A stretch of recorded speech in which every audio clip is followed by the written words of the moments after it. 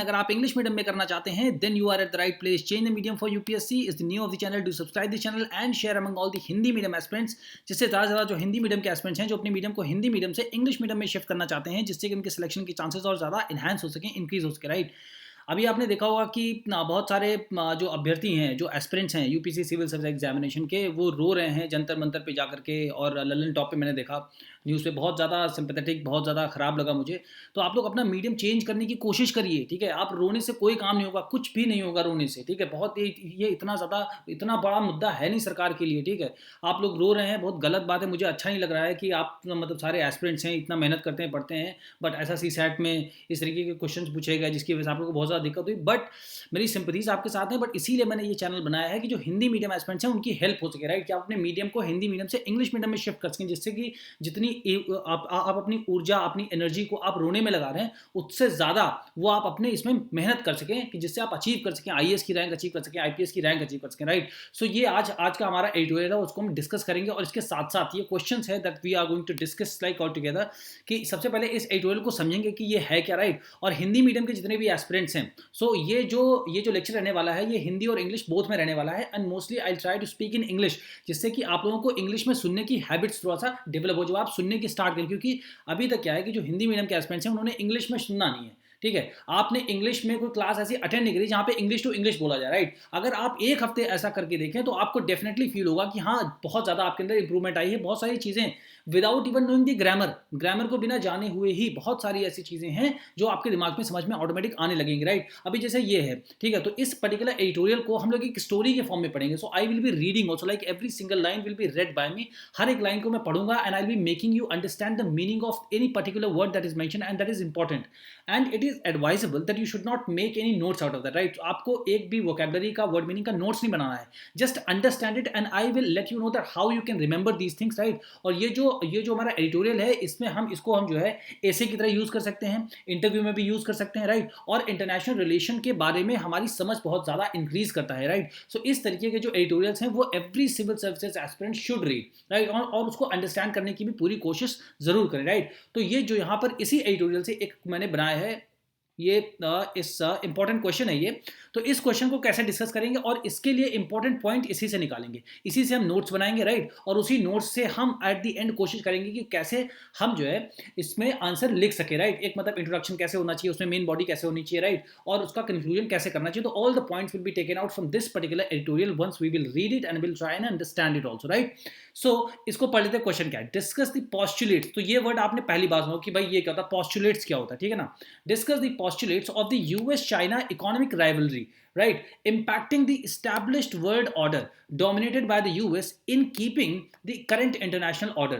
कहने का मतलब यह है कि इस चीज को डिस्कस करना है. डिस्कस मतलब क्या है, हमें सकारात्मक पहलू बताने, नकारात्मक पहलू बताने, ठीक है. मतलब अगर इंग्लिश में तो क्या बताने, पॉजिटिव्स एंड नेगेटिव्स बताने. और पोस्टुलेट्स मतलब ये होता है कि किसी भी चीज को हम सही मान लेते हैं कि हाँ, जो हम सोच रहे हैं यही सही है, ठीक है ना. एक ऐसी थियरी को डेवलप करते हैं जिससे मतलब हम खुद पर विश्वास करें कि हाँ, यही चीज सही है और इसको सभी को मानना चाहिए, ठीक है. और यूएस और चाइना के बीच में इकोनॉमिक राइवलरी क्या है, ठीक है ना. आर्थिक जो प्रतिद्वंद्विता है वो मतलब क्या है यूएस और चाइना के बीच में. राइट, जो कि इंपैक्ट करती है, प्रभाव डालती है, किस पर जाती है, एस्टैब्लिश मतलब जो पहले से ही स्थापित है, जो वर्ल्ड ऑर्डर. तो वर्ल्ड ऑर्डर कैसे स्थापित है, जैसे यूनाइटेड स्टेट्स ऑफ अमेरिका है. राइट, तो यूनाइटेड स्टेट्स ऑफ अमेरिका ने आईएमएफ बनाया, वर्ल्ड बैंक बनाया, ठीक है ना. ऐसे करके जो इंस्टीट्यूशंस बनाए हैं वो किसके द्वारा डोमिनेट किए जाते हैं, ठीक है ना. डब्ल्यूटीओ है, डब्ल्यूएचओ है, ये सब यूएस के द्वारा डोमिनेट किए जाते हैं. राइट, तो यूएस, तो वही लिखा ना कि US in keeping current international order. तो आज का जो इंटरनेशनल ऑर्डर है वो यूएस के द्वारा डोमिनेट किया जाता है. तो उसमें चाइना का बेसिकली क्या रोल है वो इस पर्टिकुलर एडिटोरियल में हमने डिस्कस किया. राइट, और कौन कौन सी इंपॉर्टेंट कंट्रीज हैं जिनको हम डिस्कस करेंगे इसमें. तो सबसे पहले ये हो गया यूएस और ये हो गया चाइना. राइट, तो ये थोड़ा सा मतलब एक राइवलरी दिखाने के लिए इमेज ली गई. राइट, और उसके बाद अगर वर्ड मैप देखें तो यहाँ पर है यूएस, ठीक है. तो थोड़ा सा आप वर्ड मैप को देखिए, इसी तरीके से आपकी अंडरस्टैंडिंग जो है वो ज़्यादा डेवलप होगी और आप धीरे धीरे मैप्स वगैरह भी ड्रॉ करने लगेंगे, है ना, एग्जाम्स में, जिससे कि आपके मार्क्स ज़्यादा फेच हो सके. ये यहाँ पर चाइना है, ये यहाँ पे यूएस है. राइट, अब देखिए एक बहुत इंपॉर्टेंट इसमें एक बात आई है, यहाँ पर एक पूरा ये देखिए, ये लास्ट पैराग्राफ है, ये डेडिकेटेड है इसके लिए, ताइवान के लिए. राइट, तो अब ताइवान कहाँ पर है, तो ये हो गया वर्ल्ड मैप, ठीक है. अब इस वर्ल्ड मैप यहाँ पे चाइना और यहाँ पे ताइवान है, देखिए, ठीक है ना. It is surrounded with the water from all the sides. Right, अब इसमें यूएस का क्या रोल है, इसमें चाइना का क्या रोल है, इंडिया का क्या रोल है, ठीक है ना. अगर यूएस चाइना के बीच में अगर इसको लेके वॉर होता है तो क्यों होता है, क्या बात है. राइट, और जो वर्ल्ड का जो इंटरनेशनल इकोनॉमिक ऑर्डर है उसमें जो मेन प्लेयर्स कौन कौन से हैं, उसमें नंबर 1 पे तो यूएस है, ये देखिए यहाँ पे यूएस है, ठीक है ना. ये हो गया यूनाइटेड किंगडम हो गया, ये फ्रांस हो गया, ये जर्मनी हो गया, ठीक है, ये ईरान भी मतलब किसी तरीके से अभी सऊदी अरब और अरेबिया को लेकर के जो वेस्ट एशिया में एक तरीके की जो थोड़ी बहुत मतलब पावर है सऊदी अरब के बाद वगैरह देख सकते हैं, तो वो ये है, ठीक है ना। उसके बाद क्या है, ये है रशिया है, ये है चाइना, ठीक है, और यहाँ पर ये अपना प्यारा भारत इंडिया है, ठीक है। तो ये हो गए वर्ल्ड के पावर्स। तो आपको थोड़ा सा आइडिया होना चाहिए इन अ नटशेल कि हाँ हम किस चीज़ के बारे में बात करने जा रहे हैं, और फिर ये जो क्वेश्चन है उसको हम डिस्कस करेंगे नीचे, ठीक है ना, इंट्रोडक्शन के साथ एंड ऑल दैट, राइट। तो इसी से पॉइंट्स निकालेंगे। अब देखिए सबसे पहले when you start reading any newspaper, right, any newspaper for that matter, be it Indian Express और be it the Hindu, right, तो उसमें क्या है, the moment you open the newspaper सबसे पहले आप एडिटोरियल को पढ़ते हैं, और वो ऑब्वियस इंपॉर्टेंट भी, राइट। तो यहाँ की जो हेडिंग होती है सबसे पहले एडिटोरियल की, we should try and understand the meaning of that particular heading so that we could have an idea, so that we could have an idea that what this particular editorial is going to talk about, right. So यहाँ पे क्या लिखा है, China's world view, right, China's world view. तो China का world view क्या है, मतलब चाइना क्या सोचता है पूरी दुनिया के बारे में, राइट। इट्स पॉस्टुलेट्स मतलब क्या है, अब इट्स रिलेटेड किसे, चाइना से रिलेटेड, राइट। तो इट्स पॉस्टुलेट मतलब इसकी जो एक बिलीफ्स है, जो एक थिंकिंग है जो चाइना की, बेसिकली अगर बहुत ही सिंपल वर्ड्स में, तो पॉस्टुलेट मतलब क्या है, थिंकिंग है जो कि चाइना मानता है कि चाइना के कुछ प्रिंसिपल्स हैं, सिद्धांत हैं, थियोरीज हैं, जिनको वो मानता है कि यही सही है और यही पूरी दुनिया को माननी चाहिए, राइट। तो its postulates and a reality check. तो ये जो ऑथर हैं मिस्टर एम के नारायणन, ठीक है ना, ये क्या रह चुके, देखिए आप फॉर्मर आईबी के डायरेक्टर रह चुके हैं, ठीक है ना, और नेशनल सिक्योरिटी एडवाइजर रह चुके हैं। तो आज के जो इस वक्त के करंट के जो इंटरनेट जो हमारे नेशनल सिक्योरिटी एडवाइजर वो कौन है, मिस्टर अजीत डोभाल, राइट। और ये फॉरनर गवर्नर भी रह चुके हैं वेस्ट बंगाल के। तो अच्छी खासी नॉलेज और एक्सपीरियंस है, तो इस एडिटोरियल को अच्छे से समझने की जरूरत है, क्योंकि इनके पास बहुत सारा एक्सपीरियंस है, तो अंडरस्टैंडिंग बहुत अच्छी होगी इनकी, right. And a reality check, तो ये जो मिस्टर एम के नारायणन है वो इसका रियलिटी चेक करके बता रहे हैं, बेसिकली एनालिसिस करके बता रहे हैं कि जो चाइना का वर्ल्ड व्यू, मतलब चाइना दुनिया के बारे में क्या सोचता है, उसकी क्या राय है, ठीक है, और उसकी खुद की कौन सी स्टैब्लिश थ्योरीज हैं जिनको वो मानता है कि यही पूरी दुनिया को माननी चाहिए, राइट। उसके बारे में ये अपना एनालिसिस दे रहे हैं मिस्टर एम के नारायणन जी, राइट। तो रियलिटी चेक करके देखते हैं कि क्या एक्चुअल में है चाइना, राइट। सो अब यहां से हम रीड करते हैं और साइड बाय साइड हम इसके नोट्स भी लेते रहेंगे, राइट। सो जितने भी देखिए हिंदी मीडियम के एस्पिरेंट्स हैं, आप ज़्यादा इंग्लिश को सुनने की कोशिश करिए, ठीक है, तभी आपको समझ में आने लगेंगी चीज़ें। बस आप सुनते नहीं हो, इसी वजह से आपको लगता है डर, और इसी वजह से आप नहीं सुनते हो, राइट। और रोना धोना बिल्कुल बंद करो, ये गलत है। मेरी सिंपथीज हैं सारे एस्पिरेंट्स के लिए, क्योंकि ये जो चैनल है केवल हिंदी मीडियम एस्पिरेंट्स के लिए, जिनको इंग्लिश मीडियम में शिफ्ट किया जा सके, अगर जो अपने मन से चाहते हैं, राइट, और जिससे सिलेक्शन के चांसेस और ज़्यादा इनहेंस हो सके, right. So let's get started. So here Chinese leaders, specially current Paramount leader Xi Jinping, it is she, इसको पढ़ते हैं शी, ठीक है ना, यहां से तक शी पढ़ते हैं, ठीक। Xi Jinping constantly refer to changes unseen in a century, ठीक है। तो यहाँ पे क्या है, चाइनीज लीडर मतलब जितने भी चाइना में लीडर्स हैं, स्पेशली करंट पैरामाउंट लीडर। तो पैरामाउंट मतलब उसके बियॉन्ड कुछ है ही नहीं, उनके बाहर कुछ है नहीं, मतलब पैरामाउंट मतलब सुप्रीम लीडर। जितने लीडर्स हैं उनमें सब में सुप्रीम लीडर कौन से हैं, मिस्टर शी जिनपिंग है, ठीक है ना, शी जिनपिंग है। तो कॉन्स्टेंटली मतलब क्या होता है, लगातार, मतलब कॉन्स्टेंटली मतलब लगातार, constantly refer to changes unseen in a century. तो वो रिफर करते हैं, इंगित करते हैं, इशारा करते हैं, लगातार इशारा कर रहे हैं, बता रहे हैं शी जिनपिंग जी कि जो बदलाव हुए हैं, कि वो मतलब इस शताब्दी में जो बदलाव हुए हैं, ठीक है, वो कभी नहीं देखे। तो मतलब इस मतलब सेंचुरी क्या है, जो 21st सेंचुरी बेसिकली उसकी बात की जा रही है, ठीक है ना। तो चेंजेस अनसीन, अनसीन मतलब जो नहीं देखे गए, बदलाव जो नहीं देखे गए, इन अ सेंचुरी, इस सेंचुरी में जो बदलाव नहीं देखे गए। अब इसका मतलब क्या, तो यहाँ पे लिखा है इम्प्लाइंग। तो इम्प्लाइंग मतलब क्या होता है, अर्थात, ठीक है ना, या इसका मतलब ये है that the decline of the West promoted rule based order. तो यहाँ पे क्या है, इसका मतलब डिक्लाइन का मतलब क्या है, गिरावट, ठीक है ना।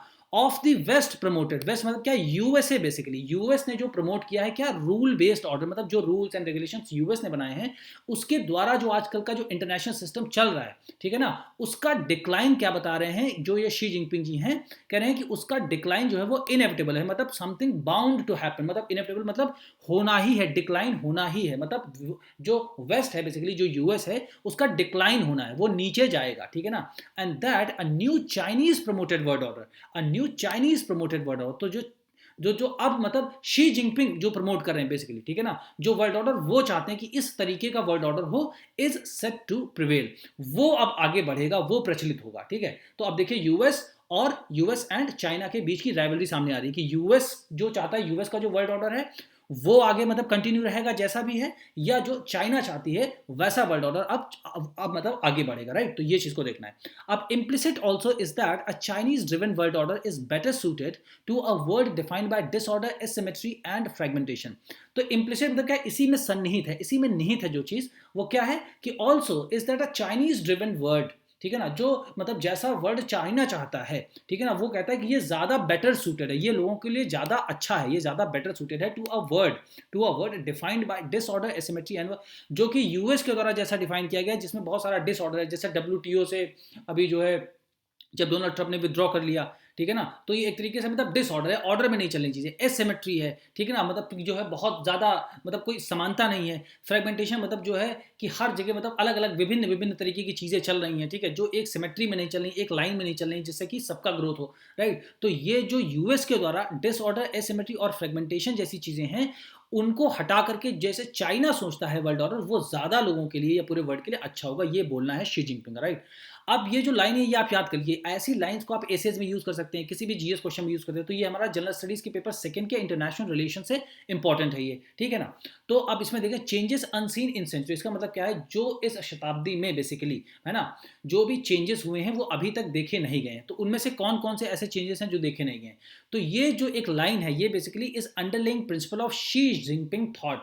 तो शी जिनपिंग जैसा जो विचार है, तो उनका विचार, उनका उनका मोस्ट इंपॉर्टेंट सिद्धांत यही है, उनके विचार का मोस्ट इंपॉर्टेंट सिद्धांत जो है यही है कि changes unseen in a century, right. ये एक सिद्धांत है उनके थॉट का, राइट। अब इसका मतलब क्या है कि changes unseen in a century, right. तो अब जब हम यहां से देखते हैं कि changes unseen in a century, तो इसको हम यहां से क्या करते हैं, कॉपी कर लेते हैं, ठीक है, कि यहीं से हम स्टार्ट करेंगे, जो इंट्रोडक्शन होगा बेसिकली हम यहीं से स्टार्ट करेंगे, ठीक है। तो इसको हम थोड़ा सा ब्रॉडन कर लेते हैं, राइट, कि ये क्या है, इसको हम इंट्रोडक्शन में कैसे स्टार्ट करेंगे, है ना। At the end of taking all the notes I will be making you understand with, right, कि ये क्या है, changing unseen in a century is one of the underlying मतलब इंपॉर्टेंट प्रिंसिपल मतलब सिद्धांत है ऑफ शी जिनपिंग थॉट का, ठीक है ना। दिस प्री सपोजेस, अभी इसका मतलब क्या होता है, this presupposes that the struggle for future dominance revolves around not military security. इसका मतलब क्या है कि प्री सपोज मतलब पहले से ही मान लेना, प्री सपोज मतलब पहले से ही मान लेना, ठीक है, पहले से ही मान लेना that the struggle for future dominance, मतलब जो संघर्ष है कि फ्यूचर में कौन डोमिनेट करेगा, चाइना करेगा या यूएस करेगा, वो रिवॉल्व अराउंड, वो किस चीज के आसपास घूमता है। तो यहां बताया कि नॉट मेयरली मिलिट्री सिक्योरिटी, केवल मतलब मेयरली मतलब होता है केवल, ठीक है ना, मात्र मात्र वो मिलिट्री सिक्योरिटी के आसपास नहीं मतलब घूमता है कि कौन डोमिनेट, मतलब मिलिट्री कितनी सुपीरियर होगी किस कंट्री की, ये वो डिसाइड नहीं करेगा कि वो कंट्री वर्ल्ड में डोमिनेट करेगी या नहीं करेगी, लेकिन उसके साथ साथ क्या है, टेक्नोलॉजिकल मतलब कितना डेवलपमेंट हुआ है, ठीक है ना, कल्चरल कितना डेवलपमेंट हुआ है, और बायोलॉजिकल आस्पेक्ट, तो बायोलॉजिकल आस्पेक्ट मतलब कितने न्यूक्लियर बॉम्ब्स हैं, ठीक है ना, ये सब तरीके की चीजें भी हैं, उनके द्वारा भी निर्धारित होगा। And that given China's rise, और जिस तरीके से चाइना की राइज हुई है, ठीक है ना, एक्सेलरेटेड बाय टेक्नोलॉजी, तो एक्सेलरेटेड मतलब क्या, जिसकी स्पीड पकड़ी किसने, मतलब टेक्नोलॉजी में जो आगे आया है चाइना, उसकी वजह से चाइना की ग्रोथ हुई है, राइज हुई है।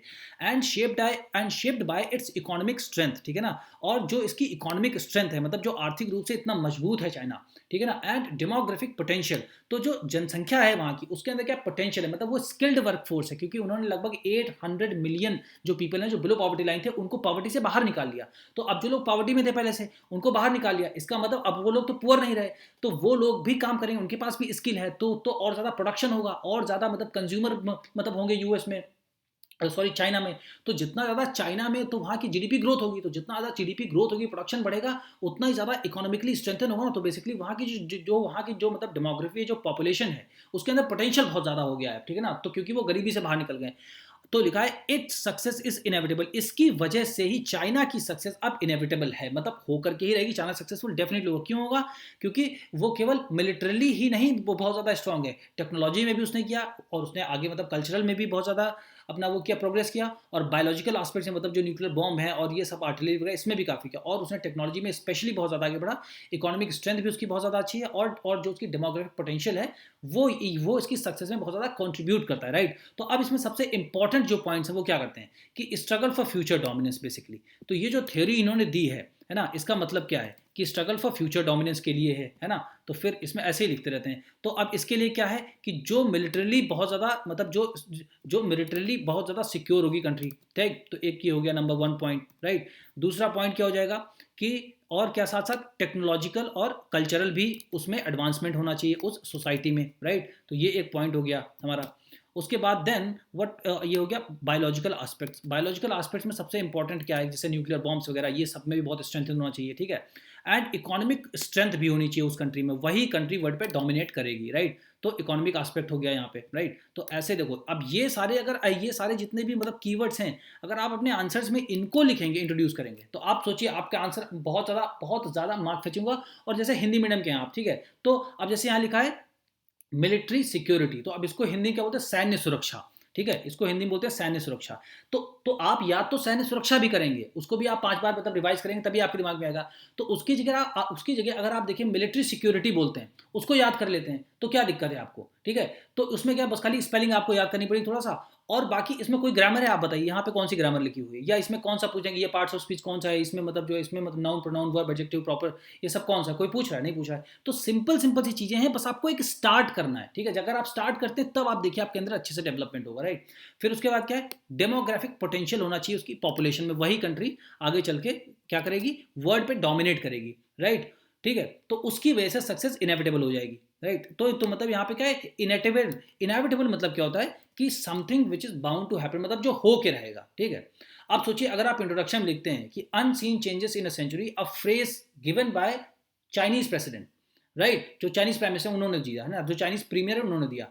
अब उसका मतलब क्या है, इंप्लाइंग लिख देंगे, है ना, इंप्लाइंग मतलब इसका मतलब क्या है, स्ट्रगल फॉर फ्यूचर डोमिनेंस। तो उसमें क्या है, विच कॉन्ट्रीब्यूट्स टू, है ना, जो कि मतलब जिससे मदद मिलती है किस चीज़ों से, कि मिलिट्री सिक्योरिटी अच्छी होनी चाहिए, टेक्नोलॉजिकल ऑर्डर अच्छा होना चाहिए आपका, ठीक है ना, कल्चरली आप डेवलप करो, बायोलॉजिकल एस्पेक्ट पे आप डेवलप करो, है ना, इकोनॉमिक स्ट्रेंथ अच्छी होनी चाहिए आपकी, और डेमोग्राफिक पोटेंशियल। तो ये सारे जितने भी मतलब बहुत इंपॉर्टेंट कीवर्ड है, और आप इनको केवल यही नहीं यूज़ करते, किसी भी कॉन्टेक्स्ट में आप इनको, क्योंकि ये जो सारी चीज़ें हैं यहाँ से यहाँ तक, ये तो सारी कंट्री को चाहिए, है ना, डेवलप होने के लिए। इंडिया के पर्सपेक्टिव में भी आप लिख सकते हैं कि इंडिया को मिलिटरली और ज़्यादा सिक्योर होना चाहिए, और टेक्नोलॉजिकल डेवलपमेंट होना चाहिए, और कल्चरली इंडिया को स्ट्रॉन्ग होने चाहिए, हिंदू मुस्लिम राइट्स ये सारे नहीं होने चाहिए, मणिपुर जैसे इशूज़ नहीं होने चाहिए, राइट। और बायोलॉजिकल मतलब इंडिया को और न्यूक्लियर वेपन्स जो भी अगर अदर कंट्रीज के कंपैरिजन में कम है तो और डेवलप करना चाहिए। इकोनॉमिक स्ट्रेंथ और ज़्यादा, क्योंकि हमने 5 ट्रिलियन इकोनॉमी का जो अपने आप में खुद ही मतलब ऑब्लिगेशन दिया है, उसको अचीव कैसे करें, है ना।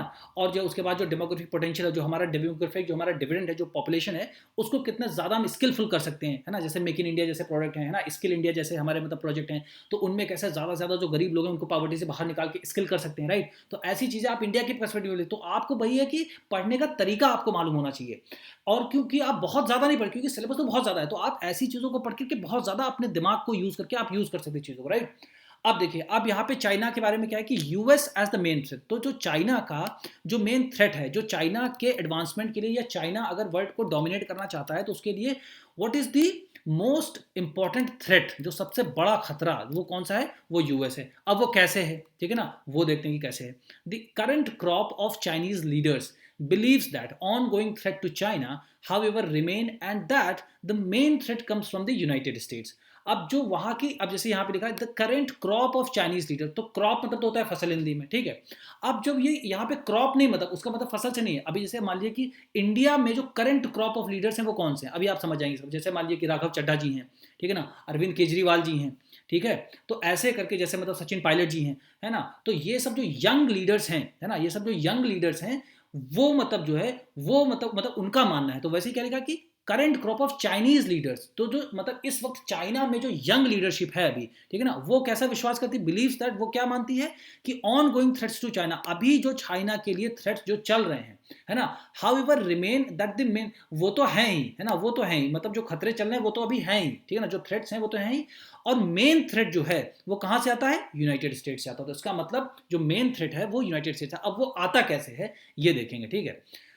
दे ह्यू, अब यहाँ पे दे क्या हो गया, जो चाइनीज लीडर्स हैं, है ना, तो मतलब ह्यू करना, ह्यू मतलब होता है कि कट करना किसी को पीसेस में, बट वहां से इसका मीनिंग नहीं निकलेगा, ठीक है। तो आप ये जो ह्यू है ना, इसको छोड़ दो, ठीक है ना। They hew to the view that growing polarisation within the US society. अब यूएस में क्या है कि ग्रोइंग पोलराइजेशन हो रहा है। तो अब ये एक इंपॉर्टेंट पॉइंट है, कैसे इसको एक्सप्लेन करेंगे हम, देखिए ऐसे करेंगे। ग्रोइंग मतलब बढ़ना, और पोलराइजेशन मतलब क्या होता है, ध्रुवीकरण। जैसे इंडिया मान लीजिए हिंदू मुस्लिम का पोलराइजेशन हो गया, तो वोट्स का पोलराइजेशन होगा कि हिंदू पार्टीज को हिंदू वाले वोट दे देंगे और मुस्लिम जो लीडर्स खड़े होंगे उनको मुस्लिम वाले वोट देंगे, तो पोलराइज हो गया वोट, है ना। वोट मतलब बेसिकली डिवाइड हो गया, right. So with in the US, तो वहां पे क्या है, मतलब ब्लैक्स हैं, वाइट्स हैं, ठीक है ना, तो ऐसे पोलराइजेशन है। और वहां पर भी मतलब चाइना को लेकर के डिफरेंट डिफरेंट व्यूज थोड़े थोड़े निकल के आ रहे हैं, तो जिसकी वजह से चाइना को लगता है कि यूएस की जो सोसाइटी है वो भी पोलराइज हो गई है, डिवाइड हो गई है आपस में, ठीक है।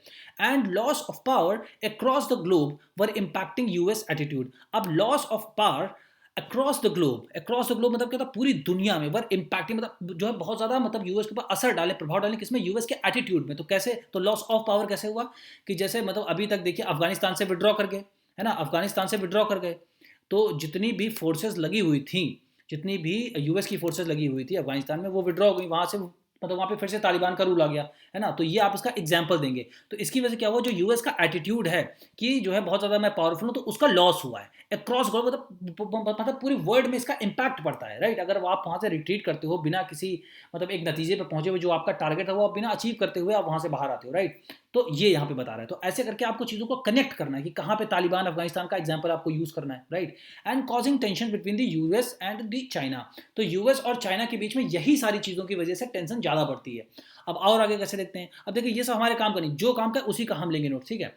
In turn it had led to a marked shift, marked मतलब बहुत बड़े स्तर पर एक शिफ्ट हुई है, बदलाव हुआ है इन द यूएस एटीट्यूड। इसी वजह से यूएस के जो एटीट्यूड है उसमें बदलाव हुआ है। कैसा हुआ है, from an earlier policy of engagement and partial containment. तो earlier policy of the US was, जो पहले की पॉलिसी यूएस की थी चाइना के लिए, वो क्या थी कि एंगेजमेंट करो चाइना से। एंगेजमेंट मतलब जो है चाइना के साथ हमेशा मतलब ट्रेड वगैरह करते रहो, ठीक है ना। और मतलब थोड़ा सा पार्शियल मतलब क्या होता है, थोड़ा सा कंटेन करो, मतलब थोड़ा सा चाइना की ग्रोथ को रोकते भी रहो थोड़ा थोड़ा, लेकिन एंगेजमेंट करते रहो, बराबर ट्रेड वगैरह करते रहो, मीटिंग्स करते रहो, ठीक है। तो अर्लियर पॉलिसी ये थी, ठीक है ना। अर्लियर मतलब यूएस की पहले की पॉलिसी ये थी, किसके लिए, चाइना के लिए, ठीक है।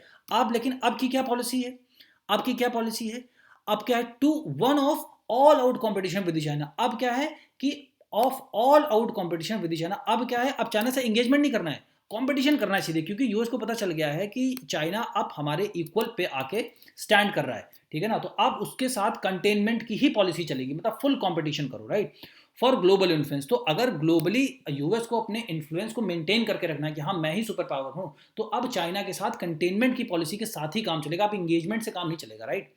तो अब देखते हैं आगे, the war in Ukraine talk of an increasing divide between democracies and autocracies. अब क्या है, जो यूक्रेन में वॉर हो रहा है, अब वॉर इन यूक्रेन इसका एग्जांपल ले लेते हैं। देखिए यही सारी चीजें जो है रिच करती हैं कंटेंट को, और आपको एक ईगल्स आयु देती है, पूरा मतलब एक बहुत बड़ा बर्ड व्यू देती है, बर्ड आई व्यू देती है कि हाँ ऊपर से आप देखो कि हाँ पूरे वर्ल्ड में क्या चल रहा है। तो ऐसा आंसर लिखोगे आप तो definitely you will get more marks, right. So the war in Ukraine talk of an increasing divide between democracies and autocracies. तो जो यूक्रेन में वॉर चल रहा है उसकी वजह से क्या हमें देखने को मिल रहा है, उसमें हमें ये देखने को मिल रहा है कि जो डेमोक्रेटिक कंट्रीज हैं, जैसे यूएस हो गया या western countries, mostly European countries हो गई, और जो इधर चाइना हो गया, जो रशिया हो गया, ठीक है ना, तो ये सब क्या है, ऑटोक्रेसीज हैं एक तरीके की, ठीक है ना। और इंडिया हो गया, फ्रांस हो गया, और यूएस हो गया, यूके हो गया, ऑस्ट्रेलिया हो गया, तो ये सब क्या है, डेमोक्रेसीज है ना। तो इनके बीच में एक डिवाइड हो गई है ना, मतलब एक तरीके से कि कौन मतलब यूक्रेन का साथ दे या कौन यूक्रेन का साथ दे, कौन रशिया का साथ दे, इस तरीके की हमको डिवाइड मतलब देखने को मिल रही। तो जो यूक्रेन वॉर है, तो अगर आपसे पूछा जाए कि उसके क्या इंपैक्ट वर्ल्ड पे नजर आ रहे हैं आपको, अगर आपसे इंटरव्यू में पूछ लिया जाए, तो आप क्या बताओगे, आप यही बताओगे कि इसकी वजह से मतलब divide between the democracies and the autocracies, ठीक है। और इसको एक्सप्लेन कैसे करोगे कि जो भी कंट्रीज में मतलब डेमोक्रेसी है वो अलग बटी हुई है कि वो किसका साथ देंगी, उसके हिसाब से वर्ल्ड ऑर्डर कैसा होना चाहिए, उसके हिसाब से यूक्रेन और रशिया वॉर में किसका मतलब पलड़ा भारी है या किसको सपोर्ट करना चाहिए, ऑटोक्रेसीज किसको सपोर्ट की, जैसे चाइना हो गया, ठीक है ना, तो इस तरीके की कंट्री, रशिया हो गया, तो ये सब एक तरीके से मैनेज डेमोक्रेसीज हैं, ठीक है ना। दिखती तो डेमोक्रेसी जैसी हैं बट है नहीं एक्चुअल में, राइट। तो ऐसे एग्जांपल्स को आप लिखिए, तभी इसको पढ़ने का कोई फायदा है, अदरवाइज कोई फायदा नहीं है, ठीक है। तो एक तो मतलब यूएस का क्या हुआ कि यूएस को पता है कि अगर उसको ग्लोबली इन्फ्लुएंस करना है, पूरे वर्ल्ड में नंबर 1 सुपर पावर मतलब बन के रहना है, तो अब चाइना के साथ ऑल आउट कंपटीशन करना पड़ेगा। और जो यूक्रेन वॉर हो रहा है उसकी वजह से क्या हुआ कि बहुत सारी कंट्रीज यूएस के साथ भी हैं जो कि यूक्रेन को सपोर्ट कर रही हैं, बहुत सारी कंट्रीज रशिया के भी साथ हैं, ठीक है ना। अब क्या है, और उसके अलावा अब देखिए यूएस की जब जो कंडीशन है वो जब शेक कर रही है, अब हिल रही है यूएस की पोजीशन, जो नंबर 1 का ताज है वो उनका हिल रहा है, तो यूएस क्या कर रहा है, फोर्जिंग मतलब क्या होता है, बनाना, है ना, forging of new security partnerships. तो सिक्योरिटी मतलब सुरक्षा के नए नए वो क्या बना रहे हैं, समझौते कर रहे हैं, ठीक है ना, नए नए प्लेटफॉर्म्स बना रहे हैं। तो वो कौन कौन से प्लेटफॉर्म्स हैं, ये भी हमको पता होना चाहिए। तो अगर ऐसे आंसर्स आप लिखोगे definitely you gonna get good marks. तो ऐसे ही आपको एनालाइज, आपको स्टडी करना होता है। अब ये एक एडिटोरियल पढ़ के आप समझ लो कि आने वाले कई एडिटोरियल्स में मतलब कई मतलब जो इंटरनेशनल रिलेशन के क्वेश्चन आएंगे आप उनको हैंडल कर सकते हो, राइट। अब उसमें क्या बनाया इसने, एक तो ऑकस बनाया। तो ऑकस मतलब क्या हो गया, ए से ऑस्ट्रेलिया हो गया और यूके से यूनाइटेड किंगडम हो गया और यूएस से यूएस हो गया। तो एक तो ऑकस बनाया इन्होंने, ठीक है, ये बनाया। और दूसरा इन्होंने क्या बनाया, और एक और बनाया सिक्योरिटी लाइन्स, एक बनाया क्या, क्वाड। तो ये मतलब क्वाड क्या होता है, जो क्वाड है, तो क्वाड मतलब होता है बेसिकली 4, राइट। तो जो यहाँ पे मतलब क्वाड है, तो क्वाड का मतलब हो जाएगा 4, right. So we have to take the note of this also, right. अब इसको क्वाड का मतलब क्या हो गया, इसमें कौन कौन सी कंट्रीज हैं, इसमें कंट्रीज कौन कौन सी हैं, ये देखिए, I am enlarging it for you. So quad मतलब क्या, Australia, India, Japan and the US, ठीक है। तो देखिए यूएस यहाँ भी है ना, और यूएस जो है इसमें भी, ऑकस में भी है, ठीक है। तो मतलब ये बेसिकली यूएस बहुत सारे अलायंस बना रहा है ना, कि जिससे यूएस का वर्ल्ड पावर स्टेटस मेंटेन रहे, राइट। तो क्यों बना रहा है, क्योंकि अब इनकी पोजीशन शेक कर रही है और चाइना बहुत राइज कर रहा है इनके, है ना, equivalent. So were all symptoms of this malaise. तो ये सारे लक्षण इसी चीज के हैं कि जो है यूएस की पावर अब कम हो रही है ना, और उसके कंपैरिजन में रशिया बहुत तेजी से ग्रो कर रहा है। सो यूएस अपने आप को मेंटेन करने के लिए as a world power, it is trying to create these kind of arrangements, right, और the partnerships, right, you understood. Okay, China also had increased concerns that Ukraine war could lead to the US to be more assertive on Taiwan. अब ये China का एक और concern है कि जो Ukraine war है ना, यूक्रेन वॉर की वजह से, जैसे कि यूक्रेन वॉर में यूएस इतना इंटरेस्टेड है, तो जब ताइवान की बात आएगी जिस पर रशिया पूरी तरीके से मतलब 100% कंट्रोल चाहता है, तो उसका कहना है कि फिर अगर ये यूक्रेन के ऊपर यूएस इतना इंटरेस्टेड है, तो फिर जब इसकी ताइवान की बात आएगी तो उसमें भी यूएस आकर के बीच में दखलंदाजी करेगा, राइट, इंटरवीन करेगा। तो इसकी वजह से क्या है, जब इंटरवीन करेगा तो चाइना इन सारे मुद्दों में उलझा रहेगा, तो थोड़ा सा उसकी ग्रोथ इंपैक्ट होगी, राइट। तो इसीलिए यूएस चाहता है कि चाइना के साथ फुल कंपटीशन करना है हमें, ठीक है, कि जिसकी वजह से वो आगे ना निकलने पाए। तो ये सारी देखिए एक मतलब एक तरीके की इंटरनेशनल मतलब ऐसी होती है, टैक्टिक्स होती है, राइट। अब क्या है, Beijing's riposte has been to enlarge its global security initiative, right. तो अब इसके बदले में, अब जैसे यूएस सब कर रहा है, ठीक है, तो अब इसके बदले में क्या करेगा, चाइना भी तो कुछ करेगा ना। तो enlarge its global security initiative. तो रिपोस्ट मतलब बेसिकली क्या होता है, to giving a reply, right. तो अब इसमें मतलब जो है बेसिकली बीजिंग का क्या रिपोस्ट है कि वो एनलार्ज कर रहा है, enlarge its global security initiative, right. तो एक ये पॉइंट हो गया। अब इसके बदले में क्या कर रहा है कि ये जो है अपने ग्लोबल सिक्योरिटी इनिशिएटिव्स को इनलार्ज कर रहा है, right. So when it is enlarging, तो अब जैसे इन्होंने बनाया क्वाड, बनाया ऑकस, बनाया, तो इसने क्या बनाया, ग्लोबल सिक्योरिटी इनिशिएटिव को और ज़्यादा स्ट्रेंथन कर रहा है, ठीक है। और जैसे बेल्ट एंड रोड इनिशिएटिव है, सिल्क रूट है ना, वो सब भी ये मतलब कर रहा है अच्छे से। और क्या, further expand the China led Shanghai corporation organisation, है ना। तो कॉर्पोरेशन ऑर्गेनाइजेशन जो इसकी एससीओ है, उसको ये और एनलार्ज कर, मतलब उसमें और मेंबर्स को इंक्लूड कर रहा है ना। तो देखिए कैसे बैलेंस कर रहा है, ये भी यूएस को बैलेंस कर रहा है कि आपने क्वाड बनाया, आपने ऑकस बनाया, हम अपने एससीओ को और एक्सपैंड करेंगे और मेंबर्स को ऐड करेंगे, हम ग्लोबल सिक्योरिटी इनिशिएटिव को और मतलब जो है और एनलार्ज करेंगे, राइट। तो देखिए बराबर चल रहा है मामला, ठीक है। Chinese scholars further believe that the world has currently entered an era of polycentric competition of corporation. अब देखिए ये बहुत ही इंपॉर्टेंट फ्रेज है, पॉलीसेंट्रिक कॉम्पिटिशन एंड कॉपरेशन। तो जो मतलब बेसिकली जो चाइनीज स्कॉलर हैं वो ये बता रहे हैं कि आज के टाइम का जो वर्ड है, आज के टाइम का जो वर्ड है उसमें क्या है, पॉलीसेंट्रिक मतलब कंपटीशन है एंड कॉपरेशन है। तो पॉलीसेंट्रिक मतलब क्या, देखो यहाँ पे मतलब होता है, पॉली मतलब होता है मेनी एंड सेंट्रिक मतलब होता है कि सेंटर्स, ठीक है। तो मतलब आज का जो वर्ड है उसमें एक सेंटर नहीं है पावर का, कई सेंटर्स ऑफ पावर है, ठीक है ना, कई सेंटर्स ऑफ पावर है। तो पॉली सेंटर मतलब बहुत सारे सेंटर्स हैं पावर के। तो बहुत सारे सेंटर्स कौन कौन से हो सकते हैं पावर के, तो इसके से मैं बताया ना कि ये हो सकते हैं सारे पावर्स, एक यूएस हो गया, ठीक है, एक यूके हो गया, फ्रांस हो गया, जर्मनी हो गया, ठीक है, इधर मान लीजिए जापान हो गया, ठीक है, इंडिया हो गया, चाइना हो गया, रशिया हो गया, ईरान हो गया, या सऊदी अरेबिया हो गया। तो ये सारे क्या हैं, ये सारे क्या हैं, पॉलीसेंट्रिक के एग्जाम्पल हैं। तो इन्हीं के बीच में कॉम्पिटिशन है ना, और इन्हीं के बीच में क्या है, कॉपरेशन है। तो ऐसे समझिए कि एक दूसरे को किसी जैसे मान लीजिए पेरिस क्लाइमेट है, तो क्लाइमेट चेंज के मुद्दे पे सारी कंट्री साथ में आती हैं, ठीक है ना। अब जैसे यहाँ पे यूक्रेन में वॉर चल रहा है, ठीक है, तो यूएस और अलॉन्ग विद फ्रांस और यूनाइटेड किंगडम और जितने भी नेटो मेंबर्स हैं, ये सारे एक साथ होकर के क्या करें, मतलब रशिया के अगेंस्ट में यूक्रेन को हेल्प करें। तो यहाँ पे क्या है, कॉम्पिटिशन चल रहा है ना। तो ऐसे करके आज के टाइम का वर्ड ये है। तो ये कौन बता रहा है, चाइनीज स्कॉलर। तो जो हम मतलब जो चाइना के स्कॉलर्स है वो बेसिकली बता रहे हैं कि आज का जो वर्ड है वो किस एरा में चल रहा है, पॉलीसेंट्रिक कॉम्पिटिशन एंड कॉपरेशन में, राइट। तो ऐसे करके आपको चीजों को समझना है। According to China, the US was unprepared however for a shift of this nature and already the consequences could be seen as for instance in West Asia. ठीक है। अब ये बता रहा है कि अकॉर्डिंग टू चाइना, कि चाइना के द्वारा क्या है, मतलब चाइना के हिसाब से, चाइना के अनुसार क्या है कि यूएस जो है अनप्रिपेयर्ड था, वो तैयार नहीं था, ठीक है ना, इस तरीके के शिफ्ट के बदलाव, मतलब इस तरीके के बदलाव के लिए, कि जो वर्ल्ड में मतलब पॉली सेंटर्स हो गए हैं। अब केवल यूएस ही एक एकलौता सेंटर नहीं है पावर का, पॉली सेंटर्स हैं, बहुत सारे सेंटर्स बन गए पावर के, ठीक है ना, मतलब हर कंट्री ग्रो कर रही है लगभग लगभग ऑलमोस्ट ना। तो ये तो मतलब ऐसी चीज के लिए यूएस मतलब बिल्कुल अनप्रिपेयर था, है ना, तो है ना, for a shift of this nature, इस प्रकार का जो बदलाव हुआ है उसके लिए यूएस अनप्रिपेयर्ड था, ठीक है ना। And already the consequences could be scene, और जिसके परिणाम मतलब बिल्कुल देखे जा सकते हैं, कैसे वो, मतलब उदाहरण के तौर पर वेस्ट एशिया में, तो वेस्ट एशिया में कौन सा उदाहरण देखा जा सकता है, ठीक है, तो West Asia as an example है, ठीक है ना। अब ये यहाँ पे इसका पॉलीसेंट्रिक का वेस्ट एशिया एक एग्जाम्पल बनेगा, कैसे बनेगा देखो आप, कैसे यहाँ पे हम इसको करते हैं ऐसे पेस्ट, राइट, ये हो गया इन वेस्ट एशिया। अब मतलब इस वेस्ट एशिया को एग्जाम्प्लीफाई कैसे करते हैं, कैसे, मतलब इसके बारे में हम आगे बताएंगे कि है क्या। तो बता रहा है कि as in many areas of US dominance previously, तो क्या है, जैसे वेस्ट एशिया जो मतलब एक एरिया है, उसमें जितनी भी कंट्रीज हैं लगभग लगभग यूएस डोमिनेट करता था पहले, है ना, यूएस डोमिनेंस प्रीवियसली। तो आप ऐसे लिखो कि यूएस मतलब प्रीवियसली मतलब जो पहले, तो पहले यूएस इसमें डोमिनेट करता था।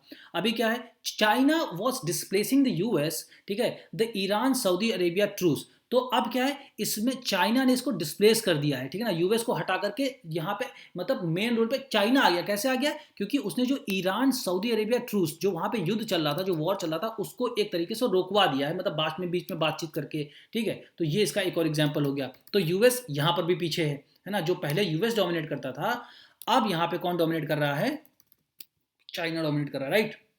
तो ये हो गया, ठीक है। Brought about at China's initiative was an indication that US influence here was on the wane, मतलब डिक्लाइन पे था, वेन मतलब नीचे जाना, डिक्लाइन होना, that China was gaining in strength in the regional, तो इस पर्टिकुलर वेस्ट एशियन रीजन में चाइना ने मतलब एक स्ट्रेंथ गेन की, and a global sweepstakes, ठीक है ना, ग्लोबल स्वीप स्टेक्स, मतलब अब देखिए ये सारे वर्ड्स आपको हमेशा लिखने होते हैं, ठीक है ना। तो ये यहाँ पे आप लिख सकते हैं, China was gaining in the regional and global sweepstake. तो स्वीप स्टेक मतलब क्या, जैसे आप लॉटरी जीत जाते हो ना, तो सारा का सारा पैसा आपको मिल जाता है। तो ये एक ऐसा मुद्दा था कि जिसको चाइना ने सॉल्व करवा दिया वहां पे। तो पूरे वर्ल्ड की निगाहें चाइना पे आ गई, हाँ भाई चाइना के अंदर कुछ ऐसा पावर है, कुछ ऐसी टैक्टिकल टेक्निक्स हैं जिसकी वजह से वो यूएस को रिप्लेस कर सकता है, राइट। तो आप देखिए कैसे यूएस और मतलब बिल्कुल एकदम इनके बराबर चल रहा है वो, कि आप वहां करोगे तो हम भी वहां पर आएंगे, राइट। तो कैसे इंटरवीन कर रहा है, राइट। तो वो हमें देखना है। अब क्या नेक्स्ट है, China's influence in the mean time. तो इन द मीन टाइम क्या होता है, इसी दौरान, ठीक है ना, है ना, इसी दौरान। तो China's influence in the mean time had grown. तो जो इसका इन्फ्लुएंस है, चाइना का जो मतलब प्रभाव है, वो इस दौरान और ज्यादा बढ़ा। तो वो अकॉर्डिंग टू चाइनीज सोर्सेज वो बता रहे हैं, in quite a few international organisation such as the World Health Organisation. तो इसी वजह से, इन सारी चीज़ों की वजह से वर्ल्ड हेल्थ ऑर्गेनाइजेशन में चाइना का इन्फ्लुएंस और ज़्यादा इंक्रीज हुआ, क्योंकि बहुत सारी इंटरनेशनल ऑर्गेनाइजेशन है, उनमें में से कुछ, क्वाइट अ फ्यू, है ना। तो वर्ल्ड हेल्थ, तो अब यहाँ पे इसको कॉपी करेंगे। अब यहाँ पे लिखेंगे क्या है कि चाइना का जो इन्फ्लुएंस है वो मतलब किस में ग्रो किया है, क्योंकि वहाँ से क्या हुआ 2000 आई थिंक 19 में इसने यूएस ने विड्रॉ कर लिया था, 2018 या 19 में विड्रॉ कर लिया था, जब डोनाल्ड ट्रंप वहाँ के प्रेसिडेंट हुआ करते थे, राइट। तो इंटरनेशनल ऑर्गेनाइजेशन में भी चाइना का इन्फ्लुएंस इंक्रीज हो रहा है, राइट, इंक्रीज मतलब बढ़ रहा है, ठीक है। It had also succeeded in binding as many countries as possible to Chinese systems. तो बहुत सारी कंट्रीज को भी चाइना ने अपने साथ ले लिया है, और जो चाइना के नॉर्म्स हैं, रूल्स रेगुलेशंस हैं, उनके साथ भी उनको समझा के, हाँ कि देखिए ये हमारे रूल्स हैं, तो उन लोग, तो बहुत सारी कंट्रीज अवॉइड भी करते मानते हैं, और जो चाइना के स्टैंडर्ड्स हैं उनको भी मानते हैं, राइट। तो चाइना ने बहुत सारी कंट्रीज को भी अपने साथ किया, इंटरनेशनल ऑर्गेनाइजेशन, इंटरनेशनल में भी उसका रुतबा काफ़ी बढ़ रहा है, ठीक है ना, और बहुत सारे निगोशिएशन भी वो कर रहा है। तो एक हिसाब से यूएस के वो इक्वेलेंट है बिल्कुल, ठीक है। तो इसलिए यूएस क्या करता है, कंटेनमेंट की पॉलिसी, बिल्कुल competition full on, right. So another set of claims is that China had succeeded in having a decisive voice in various international standard setting bodies, ठीक है। अभी जैसे यूएनएससी है, तो वहाँ भी चाइना का डिसाइसिव वॉइस है ना, कि अगर मान लीजिए कि अजहर मसूद हैं, तो अब तो वो इंटरनेशनल टेररिस्ट मतलब जो है क्लेम कर दिए गए हैं, बट इससे पहले जब मतलब पाकिस्तान ने रिक्वेस्ट किया था कि नहीं नहीं प्लीज़ आप जो है, आप मेरे दोस्त हो, तो आप अभी इसको इंटरनेशनल मतलब वो मत कराओ, नहीं तो हमें आईएमएफ लोन नहीं देगा, ये है वो है, ऐसे करके। तो चाइना की एक डिसाइसिव वॉइस है, मतलब कि वो किसी भी मीटिंग में कोई एक मुद्दे पर उस मुद्दे की पूरे डिसीजन को बदलने की ताकत रखता है, राइट। तो बहुत सारे इंटरनेशनल स्टैंडर्ड स्टैंडिंग बॉडीज में, राइट। अब क्या, अब इसके बदले में क्या होगा, मतलब यहाँ पे क्या कॉन्सिक्वेंटली, मतलब इसके परिणाम स्वरूप क्या होगा, Chinese standards had become the staple for many countries. तो स्टेपल मतलब क्या है, मेन मतलब जो है डिपेंडिंग सोर्स। तो इसीलिए जब चाइना का इतना रुतबा है, इतना इन्फ्लुएंस है, तो बहुत सारी कंट्रीज के लिए मतलब चाइना एक स्टेपल बन गया, कि चाइना के जो स्टैंडर्ड है वो स्टेपल बन गया, कि हाँ बिल्कुल सही है चाइना, हम चाइना के साथ जाएंगे। And together with its model of subsidised state capital. तो जैसे मान लीजिए कि चाइना अगर चाहे तो वो अकेले दम पे श्रीलंका, वाली जैसी कंट्रीज हैं उनको चला सकता है, इतना ज़्यादा वो मतलब कैपिटल लेगी उसको सब्सिडाइज। जैसे मान लीजिए सिलेंडर अपने आता है, तो मान लीजिए कि सिलेंडर पहले 400 रुपये का हुआ करता था, अभी मान लीजिए जैसे सिलेंडर है हमको 1100 में, तो कोई सब्सिडी एक हिसाब से नहीं है, बहुत महंगा हो गया। बट अगर चाइना अगर चाहे कि श्रीलंका में स्थिति बहुत खराब हो गई है, तो चाइना के पास इतना पैसा है कि वो वहाँ की पूरी इकोनॉमी को सब्सिडाइज कर सकता है कि आप आगे बढ़ो, हम आपको पैसा दे रहे हैं, ठीक है। तो इसकी वजह से बहुत सारी कंट्रीज उसके साथ आ जाती हैं, ठीक है ना। तो इन्हीं सारी चीज़ों की वजह लिखा है कि China was set to emerge triumphant, मतलब विजयी, इसी वजह से चाइना को इमर्ज होना ही था, राइट। इसका मतलब ये है। अब क्या है, अब प्रिस्क्रिप्शंस एंड रिवर्सेस, अब ये चाइना को क्या प्रिस्क्राइब करा जा रहा है, यहाँ पे क्या बताया जा रहा है, और क्या चाइना के सेटबैक्स हैं, मतलब कहाँ कहाँ पे चाइना जो है किस किस फ्रंट पे पीछे है, या कहाँ पे और वो अच्छे से डेवलप कर सकता है। तो इस हेडिंग को कॉपी करेंगे और यहाँ लिखेंगे, ये सब हमारा उसमें जाएगा मेन बोर्ड में। तो आप इसको समझिए, आप इसको ऐसे के तौर पर भी यूज़ कर सकते हैं ये सारे पॉइंट्स, क्योंकि ये सारे के सारे इंपॉर्टेंट पॉइंट्स हैं, की पॉइंट्स हैं, राइट। तो अब इसमें क्या है देखिए, तो इसमें यहाँ पे है कि living aside for the moment China's word view, अब थोड़ी देर के लिए चाइना का जो वर्ड व्यू, मतलब चाइना कैसे वर्ड को देखता है, उसको थोड़ी देर के लिए साइड में रख देते हैं। एंड इट्स थ्योरेटिकल पॉस्टुलेट्स, और जो उसके सैद्धांतिक पॉस्टुलेट्स, मतलब जो उसकी थिंकिंग है कि हाँ यही सही है, ऐसा ही होना चाहिए, वर्ल्ड ऑर्डर ऐसा ही होना चाहिए जैसा हम मानते, तो उस पॉस्टुलेट्स को भी जो है थोड़ी देर के लिए अलग रख देना चाहिए। As formulated by Deng Xiaoping, जो डेंग शियाओपिंग थे, उन्होंने 4 मॉडर्नाइजेशन के पिलर्स बनाए थे कि जैसे आप मतलब जो है पॉवर्टी से हमको बाहर आना है, हमको इन्वेस्टमेंट के लिए मतलब जो है दुनिया को खोलना है, ठीक है ना, इंफ्रास्ट्रक्चर डेवलप करना है, ठीक है ना, ऐसे करके 4 उन्होंने मॉडर्नाइजेशन के 4 पिलर्स बनाए थे, ठीक है। तो उनको थोड़ी देर के लिए साइड कर देते हैं। लेकिन यही जो 4 मॉडर्नाइजेशन पिलर्स थे, उन्होंने क्या हुआ, which paved the way for China's emergence as an economic superstar. तो यही 4 जो मॉडर्नाइजेशन के पिलर्स थे, तो इनको किसने किया, तो इसको यहां से लिख देते हैं कि डेंग शियाओपिंग, ठीक है ना। अब जैसे यहाँ पे लिखा डेंग शियाओपिंग, ठीक है, तो डेंग शियाओपिंग ने क्या किया, डेंग शियाओपिंग ने क्या दिया था, 4 मॉडर्नाइजेशंस। तो जब आप ऐसे पढ़ेंगे ना, तब आपको चीज़ें गहराई से समझ में आने लगेंगी, फिर आप न्यूज़पेपर से भागोगे नहीं, ठीक है। तो इसकी वजह से which paved the way for China's emergence as an economic superstar, तो हमको पूरा नहीं लिखना, बस ये लिखना कि इसकी वजह से चाइना इकोनॉमिक सुपरस्टार बन गया इन चीज़ को फॉलो करके, ठीक है, इन चीज़ को फॉलो करके। तो चाइना सुपरस्टार बन गया, इकोनॉमिक सुपरस्टार, ठीक। The reality that China confronts today appears somewhat different, तो ये सारी चीज़ों को छोड़ करके जो असलियत है आज के टाइम में चाइना की, वो कुछ अलग दिखती है। तो वो क्या है, उसको देखते हैं। The issue before China is not one of the decline of the US, जो चाइना के सामने जो मेन मुद्दा है वो ये नहीं है कि मतलब यूएस का डिक्लाइन हो रहा है, as much as how China can possibly reproduce the mind-boggling growth of the first 2 decades of the century, of the current century, कि यूएस अगर डिक्लाइन कर रहा है, इससे चाइना को इतना फायदा नहीं होगा, ठीक है ना। चाइना को उसके बदले फायदा इस चीज से होगा कि चाइना कितना ज्यादा रिप्रोड्यूस कर सकता है संभवतः, जो उसकी इकोनॉमिक ग्रोथ थी इस जो करंट सेंचुरी में, वो माइंड ब्लोइंग, मतलब दिमाग को हिला कर रख देने वाली जो उसकी जो है इकोनॉमिक ग्रोथ थी, उसको कैसे वो मेंटेन कर सकता है, राइट। तो उसको बताना and over 800% increase in the overall trade volume. अब जो चाइना में क्या है कि 800% इंक्रीज हो गया है, 800% इंक्रीज हुआ है ओवरऑल ट्रेड वॉल्यूम में। तो ये मतलब चाइना के लिए सबसे ज्यादा चुनौतीपूर्ण है, ना कि जैसे यूएस का डिक्लाइन हो रहा है, तो उससे चाइना को फायदा नहीं। वो चाइना क्या है, जो ऑलरेडी इतनी हाई पिच की इकोनॉमिक जो ग्रोथ है जो उसने हासिल की है, उसको मेंटेन करके रखना, ये ज्यादा चैलेंजिंग है चाइना के लिए, है ना। An unimaginable increase in the GDP, अब ये 800% इंक्रीज अगर ओवरऑल आपके ट्रेड वॉल्यूम में होगा, तो आप समझिए अनइमेजिन, मतलब अकल्पनीय जो मतलब इंक्रीज हुआ जीडीपी वो होगा है। And the lifting of nearly 800 million Chinese people out of poverty, और चाइना ने क्या किया, लिफ्ट निकाल लिया है 8 मतलब 80, अगर आप मतलब इंडियन में देखें तो 80 करोड़ लोगों को उन्होंने अपने उससे पॉवर्टी से निकाल लिया है। तो अब जो ये जनसंख्या अभी तक पॉवर्टी में जी रही थी, अब इसके पास कुछ ना कुछ मतलब रोजगार होगा, कुछ ना कुछ स्किल होगी, तो ये लोग काम करेंगे, है ना। अगर ये काम करेंगे तो ये सुबह सुबह ब्रेड या जैम भी खाएंगे, तो ब्रेड जैम का भी प्रोडक्शन बढ़ेगा, तो ये लोग जो भी मतलब अदर अदर फैक्ट्रीज स्टैब्लिश होंगी, तो उसमें इन लोग को एम्प्लॉयमेंट मिलेगा, तो एम्प्लॉयमेंट जनरेशन होगा, तो जितना एम्प्लॉयमेंट जनरेशन होगा और फैक्ट्रीज लगेंगी, उससे और कंजप्शन बढ़ेगा, है ना। तो जितना कंजम्पशन बढ़ेगा तो लोगों की नीड भी बढ़ेंगी, तो उससे मतलब रियल एस्टेट में भी काफ़ी ज़्यादा लोगों की मतलब घर की इच्छा होगी, एजुकेशन बढ़ेगा, स्किल बढ़ेगा। तो बेसिकली जो इनका डेमोग्राफिक डिविडेंड है, जो 80 करोड़ लोगों को बाहर निकाला है, वो एक तरीके से जीडीपी में हेल्प करेंगे। तो जब 80 करोड़ लोग जो अभी तक कुछ नहीं करते, जो मतलब सरकार पे डिपेंडेंट थे पूरी तरीके से, वो 80 करोड़ लोग आप जाकर के कंट्री के डेवलपमेंट में हेल्प करेंगे, तो सोचिए कंट्री कितना तेज राइज करेगा, तो डेफिनेटली वो यूएस से आगे निकल जाएगा, है ना। तो ये है चाइना की बेसिकली मतलब हिस्ट्री, और बेसिकली इस तरीके से चाइना बढ़ रहा है। तो हमें भी सीखना चाहिए इससे कि जो हमारे यहाँ पॉवर्टी है, हम कितनी जल्दी लोगों को पॉवर्टी से बाहर निकालें, उनको स्किलफुल करें। तो जैसे make in India, skill India, इन सारे प्रोग्राम्स में हम उनको लेकर के आए, राइट। तो जब इनमें हम उनको लेकर आएंगे तो वो लोग लाइबिलिटी नहीं बनेंगे हमारे ऊपर, वो लोग हमारे लिए क्या बनेंगे, असेट बन जाएंगे। तो वो डेमोग्राफिक डिविडेंड जो हमारी यंग पॉपुलेशन है, उसको हम डेमोग्राफिक डिविडेंड, मतलब जो पॉपुलेशन केवल जनसंख्या है, बट उसको अगर हम डेमोग्राफिक डिविडेंड में चेंज कर दें, जिससे कि वो जनसंख्या एक मतलब कैपिटल जनरेटिव बन जाए, तो इंडिया कितना आगे बढ़ेगा, राइट। तो ये होनी चाहिए। सो क्या है, policy prescriptions needed to maintain this kind of impetus. तो जो पॉलिसी प्रिस्क्रिप्शन मतलब जो पॉलिसीज वहाँ पे सजेस्ट की जाती हैं वो इसी प्रकार की होती हैं कि जो कि मतलब ऐसी मतलब वो दे प्रेरणा दें कि आप लोगों को पॉवर्टी से बाहर निकालिए, और जो स्टोरी मैंने आपको बताई, और टेम्पो मतलब लगातार इसी तरीके के ग्रोथ पे आप आगे बढ़ते रहिए। तो इसका उदाहरण आज के समय में दुनिया में कहीं नहीं देखा जा सकता है, केवल चाइना में है ऐसा, इसलिए चाइना इतना आगे बढ़ा, right. So in marked contrast मतलब इसके ठीक विपरीत Beijing's correct economic prescriptions have led to serious reverses in recent years. अब ये जो मतलब जो इतनी तेजी से चाइना इंक्रीज कर रहा है, तो जो रीसेंट ईयर्स हैं मतलब जब से ये मतलब कोविड आया, तो यहाँ पे रीसेंट ईयर्स मतलब जो बताया गया है कि जो रिवर्सेज हुए रीसेंट ईयर्स में वो मतलब कोरोना की वजह से कैसे हुए हैं। Many of these policies stem from mister Xi's efforts to provide safeguards for his more orthodox version of communist philosophy. तो इनकी basically philosophy orthodox communist version of the communist philosophy है किसकी, शी जिनपिंग की है। तो उसी हिसाब से इनके एफर्ट्स होते हैं, राइट। अब जब से ये कोरोना आया है तब से इन्होंने क्या किया, distinguished from a market oriented. तो ये जो पॉलिसी बेसिकली क्या है कि ये जो इनकी आइडियोलॉजी है ना शी जिनपिंग की, तो यूएस में क्या है, फ्री मार्केट इकोनॉमी है, ठीक है, और यहाँ पे क्या है, थोड़ा सा ऑर्थोडॉक्स काइंड ऑफ इकोनॉमी है, ठीक है, मतलब थोड़ा सा कि जैसे ये चाहते हैं उस तरीके से आप डेवलप करो, ठीक है ना, जैसे चाइना चाहता है। तो ये थोड़ा सा ऑर्थोडॉक्स मतलब थोड़ा सा पुरानी सोच के व्यक्ति हैं ये, तो इनकी यही फिलॉसफी है, ठीक है। तो इसकी वजह से accompanied by a determination to increase governmental control on the economic realm।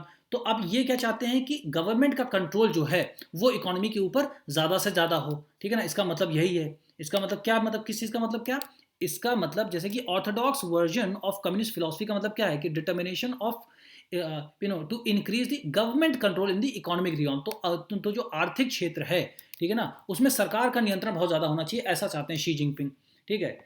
अब क्या है, रिस्ट्रिक्ट प्राइवेट एंटरप्राइज, तो प्राइवेट एंटरप्राइजेस को रोकते हैं ज़्यादा, मतलब ज़्यादा से ज़्यादा कंट्रोल हर चीज़ में मतलब गवर्नमेंट सेक्टर का ही हो, ये भी ऐसा चाहते हैं, right. And achieve greater rule by degree, तो ऐसे रूल्स एंड रेगुलेशन को पास करते हैं जिससे कि ज़्यादा से ज़्यादा कंट्रोल बढ़ सके सरकार का, राइट। अब क्या बताते हैं, the covid pandemic which necessitated adoption of certain draconian measures, जो बहुत ही हार्श मेजर्स हैं, बेसिकली ड्रेकोनियन मेजर्स हैं, उनको मतलब अडॉप्ट करने के लिए जो है बाध्य कर दिया, अडॉप्ट करने के लिए नेसेसरी मतलब इतना ज़रूरी बना दिया कोविड-19 की वजह से, ठीक है। जो कोविड-19 हुआ उसकी वजह से बहुत सारे हार्श मेजर्स लेने पड़े चाइना को, including an unprecedented 3 year lockdown. अब वहाँ पे 3 ईयर्स का लॉकडाउन हुआ, तो अब सोचो सारी इकोनॉमिक एक्टिविटीज़ तो क्लोज रही होंगी वहाँ पे, है ना, तो जीडीपी पे कितना असर पड़ा होगा, राइट।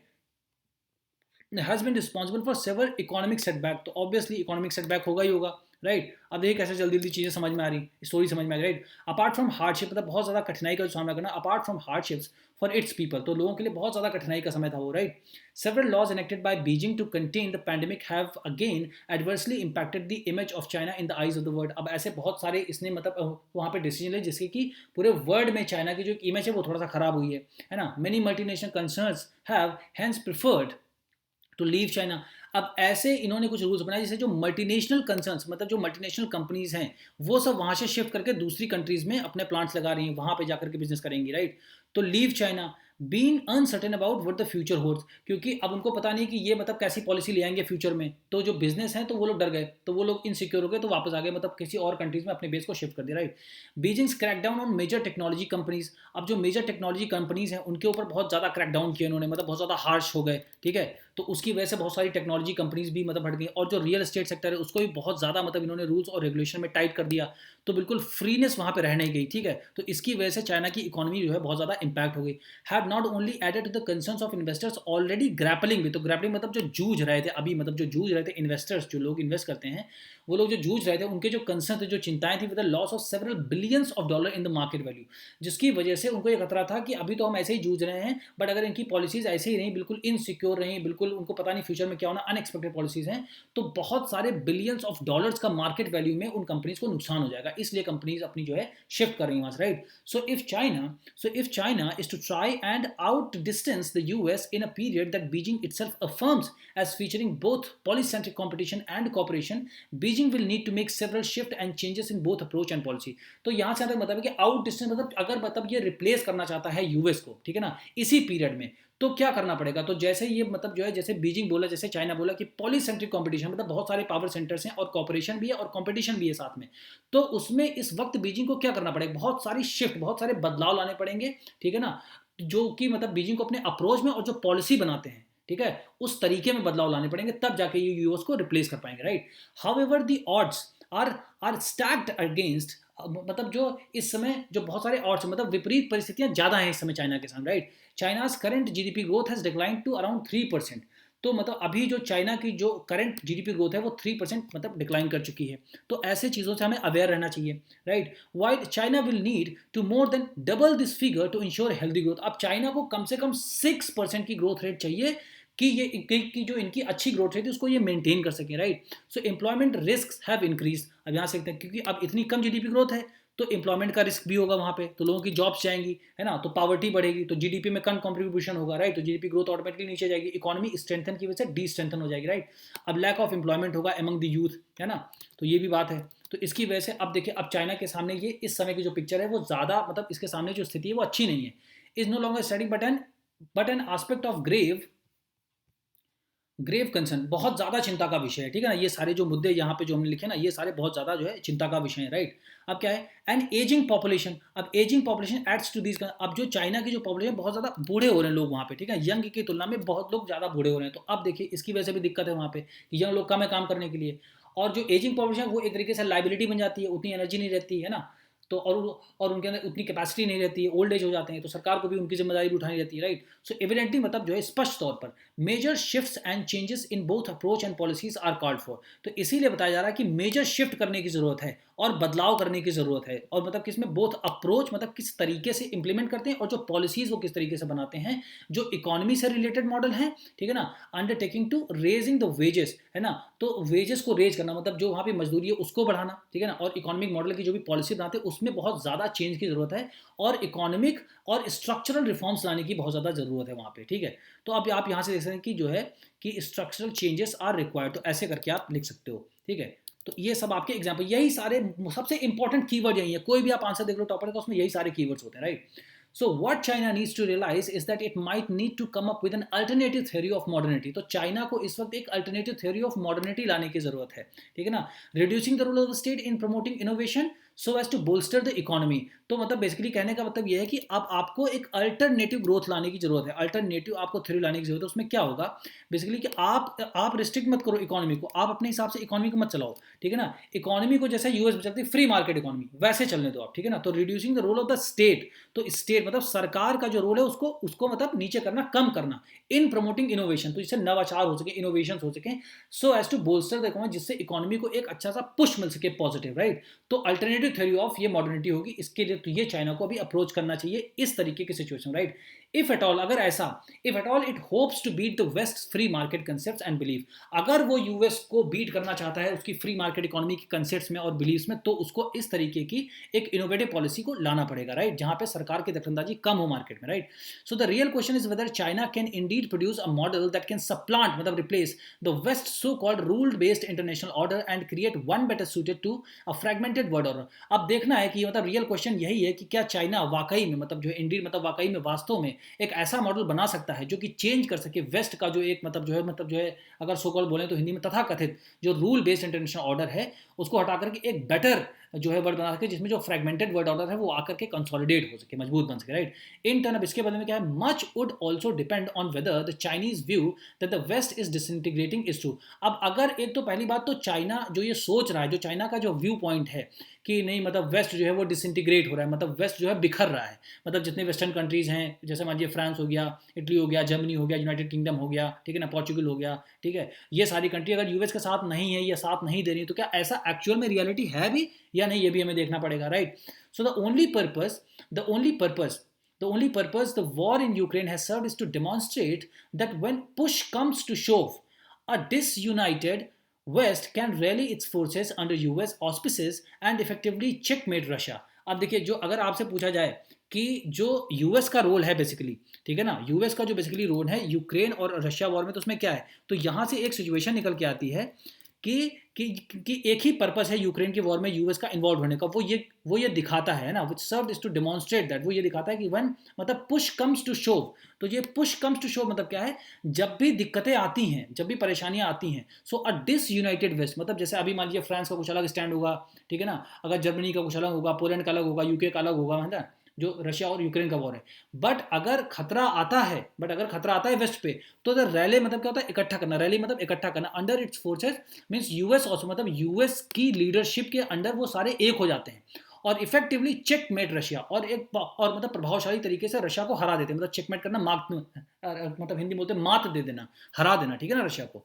तो ये कर सकते हैं। तो इसकी वजह से भी समझना चाहिए, ये एग्जाम्पल भी लिख सकते हैं हम कि ये एक एग्जाम्पल है कि मतलब जिसमें चाइना को समझना चाहिए कि आज के परस्पेक्टिव में जो यूएस और नेटो फोर्सेस जो कि यूक्रेन के साथ में हैं और रशिया के साथ जो वॉर में अगेंस्टली हेल्प कर रहा है, तो उसमें अगर चाइना सोचता है कि यूएस को हरा देंगे, तो आप देखिए वेस्ट में जो डिसइंटीग्रेशन है वो सही नहीं है, क्योंकि सारी कंट्री तो सपोर्ट कर रही है मिलकर के यूक्रेन को, राइट। तो ये चीज़ हमें देखना है, ये बहुत इंपॉर्टेंट एग्जाम्पल है, ठीक है। तो ये इसका मतलब करंट का भी है, तो आप इसको ऐड कर सकते हैं। So it could be seen as a vivid demonstration of the superiority of free will over manage system.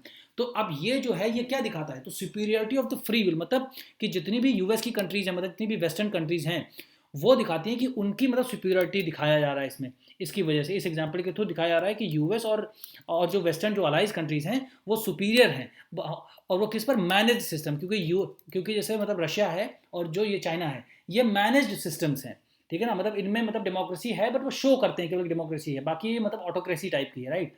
सो क्या है, China is no doubt contemplating putting in place certain corrective steps. अब चाइना सोच रहा है कि कुछ करेक्टिव स्टेप्स रखें इसमें।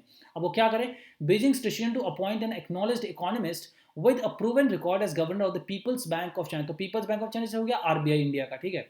तो उसमें एक एक्नॉलेज्ड इकोनॉमिक्स को वो रखना चाहते हैं, ठीक है। Can be expected to boost global confidence in China's bank, जो ऐसी पॉलिसीज बनाए कुछ जिससे लगे कि पूरे वर्ल्ड के जो ग्लोबल कॉन्फिडेंस है, मतलब वर्ल्ड का जो कॉन्फिडेंस विश्वास है, वो चाइना के बैंकिंग सिस्टम में फिर से जाकर के स्टैब्लिश हो सके, ठीक है। तो ये भी ये कर रहे हैं। अब क्या है कि acknowledged economics to be appointed, ऐसे करके आप लिख सकते हैं। इनको बाद में हम कट शॉर्ट कर सकते हैं, राइट। इनको बाद में कट शॉर्ट कर सकते हैं कि चाइना ये स्टेप्स ले रहा है कि जिसकी वजह से जो कंपनीज हैं वो बाहर ना जाएं, और जो जो चाइना का जो बैंकिंग सेक्टर है उसमें लोगों का विश्वास फिर से बढ़े, right. It could be a steadying influence. तो स्टीडिंग इन्फ्लुएंस मतलब जो लगातार बढ़ता रहे, ठीक है, धीरे धीरे धीरे बढ़ता रहे positively during a period of uncertainty and might have a favourable impact. तो जो अभी अनिश्चितता का समय है उसमें ये एक फेवरेबल इम्पैक्ट क्रिएट करेगा, ठीक है। The new Chinese premier Li Qiang is again apparently making serious effort to reinvigorate the private sector. तो जो अभी वहाँ के ली क्वांग हैं, ठीक है, जो न्यू मिनिस्टर हैं, तो वो क्या कर रहे हैं, वो मतलब उसको फिर से पुनरुज्जीवित कर रहे हैं, ठीक है ना, जीर्णोद्धार कर रहे हैं, जो किसका, प्राइवेट सेक्टर का, ठीक है। तो प्राइवेट सेक्टर भी बूम करे, right. But it is uncertain whether he would go so far as to convert China into a multi oriented economy, ठीक है ना। मल्टी ओरिएंटेड इकोनॉमी मतलब क्या है, फ्री मार्केट इकोनॉमी हो, ठीक है ना। तो फ्री मार्केट इकोनॉमी में वो कितना कन्वर्ट कर पाते हैं, ये मतलब देखने वाली बात होगी, ठीक है ना। विच satisfies the international business community. तो ये फ्री मार्केट इकोनॉमी है बेसिकली, यही इंटरनेशनल बिजनेस कम्युनिटी को सेटिस्फाई करती है, संतुष्ट करती है, तभी लोग इन्वेस्ट करेंगे। All this is still history in the making. तो ये सभी चीज़ें एक मतलब अभी इतिहास की बातें लग रही हैं कि ऐसा इसमें होगा भी या नहीं होगा। अब ताइवान के बारे में क्या इशू है, ठीक है ना। अब जो ताइवान के बारे में यूएस और चाइना के बीच में क्या इशू है, ठीक है, तो इसको भी देखते हैं। ये सबसे इंपॉर्टेंट पॉइंट है यहाँ का। तो मतलब ताइवान कहाँ है, एक बार इसकी झलक देख लेते हैं। ये हमारा पूरा वर्ल्ड मैप है, ये यहाँ पे चाइना है, ये है ताइवान बेसिकली, ठीक है। ये ताइवान है यहाँ पे, ठीक है, रशिया के जस्ट यहाँ, चाइना के जस्ट बगल में, राइट।